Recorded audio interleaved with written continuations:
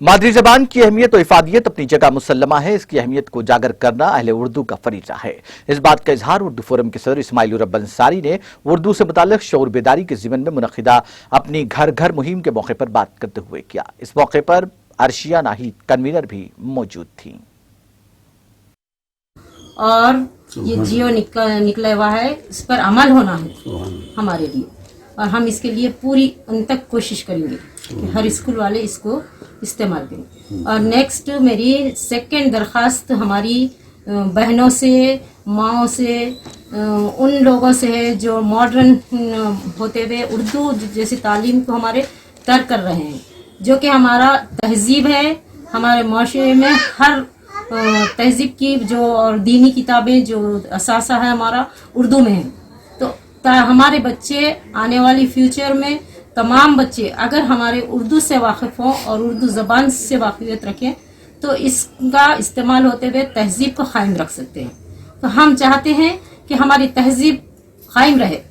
لہٰذا ہم اردو کی زبان کے لیے پوری کوشش کریں گے کہ ہمارے تمام بچے آنے والی جنریشن اس سے مستفید ہوں اور ہمارا یہ اردو کا قلم قائم و دائم رہے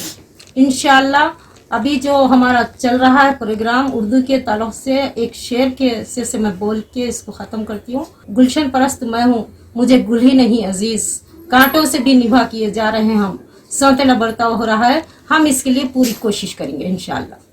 ایک موج مچل جائے اگر تو ایک طوفان بن جائے، ایک پھول اگر چاہے تو ایک گلستہ بن جائے، ایک خون کے قطرے میں ہے تاثیر اتنی کہ ایک قوم کی تاریخ کا عنوان بن جائے۔ میں محمد اسماعیل الرب انصاری المعروف اردو انصاری، جو TRS تلنگانہ راشٹریہ سمیتی جو اس وقت حرکیاتی جناب یہ سیاہ جماعت ہے، میں اس کا بھی ایک سرگرم رکن ہوں، اور اس تعلق سے جناب جو ہم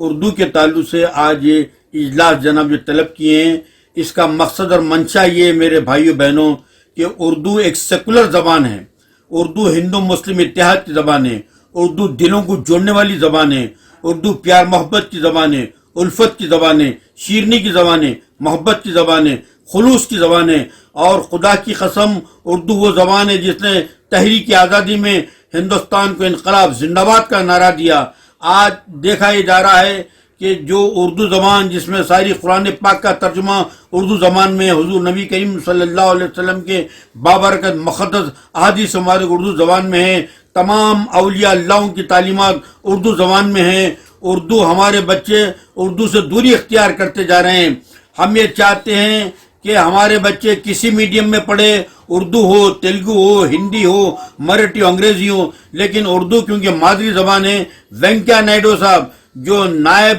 جو ہے وزیر ہندوستان ہے، انہوں نے بھی کہا ہے کہ نئی نسل کو 10ویں جماعت تک مادری زبان میں تعلیم حاصل کرنا چاہیے۔ محترمہ عرشیہ ناہید صاحبہ کنوینر تلنگانہ اردو فورم نے کہا ہے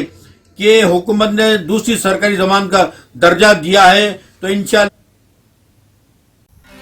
ناظرین، ہمارے TTV نیوز کو سبسکرائب کریے، بیل آئیکن کو پریس کریے، شیئر کریے اور لائک کرنا نہ بھولیں، اور کسی ایڈورٹائزمنٹ سے متعلق جانکاری کے لیے ہمارے اس نمبر پر کانٹیکٹ کیجیے۔ ہمارا نمبر ہے 9550102020۔